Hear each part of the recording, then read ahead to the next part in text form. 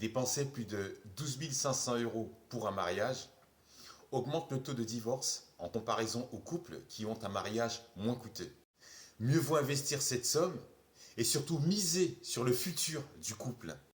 On dit que 45 à 47% des couples aujourd'hui se soldent d'un divorce. Certains ont débuté leur relation pour des motifs aléatoires qui par la suite sont devenus très ambigus. Les gens se rencontrent, se croisent, veulent se revoir, se désirent, mélangent amour et désir. L'hormone du plaisir, la dopamine, qui guide un grand nombre de nos comportements, qui, sur un réseau de nos neurones, crée le circuit de la récompense. La sérotonine, qui procure un plaisir immédiat, stabilisatrice de l'humeur dans le temps. On l'utilise dans le traitement de la dépression. Ajoute ensuite l'oxytocine, cette hormone qui t'envahit pendant l'orgasme, celle qu'on surnomme l'hormone de l'attachement. On la prescrit également pour le travail de l'accouchement.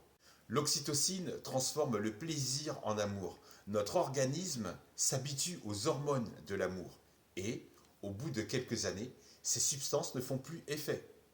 Et, contrairement à certaines substances illicites, il devient donc difficile d'augmenter la dose, d'augmenter les doses pour continuer à se satisfaire. Après le charme et la douceur des premiers jours, vient le désaccord sur l'éducation des enfants, le ménage, la vaisselle, les embrouilles chez Ikea, tes likes sur les réseaux, etc. Tous ces points qui paraissent insignifiants sont à l'origine de 95% des disputes.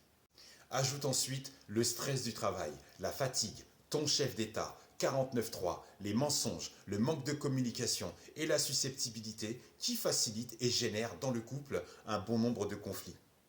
Au bout d'un certain temps, dopamine, sérotonine, oxytocine ne font plus effet, comme un tox en mode sevrage. Et c'est la séparation, parce qu'il y a eu absence de petites attentions, parce qu'il y a eu des conflits non résolus. C'est lourd de supporter des vieilles casseroles ou des vieux dossiers, et surtout si tu les traînes encore avec toi. Séparation parce qu'il y a eu une évolution différente dans le temps. Tu te développes avec tes projets dans le temps en t'imaginant que ton ou ta partenaire sera complémentaire. Mais parfois, la réalité est souvent différente. Beaucoup au début s'habituent à l'un et à l'autre. Ça paraît positif. Puis s'installe la monotonie, l'ennui, la baisse du désir de l'autre, si et seulement si il n'y a pas de base solide dans ce couple. Que la paix soit avec toi.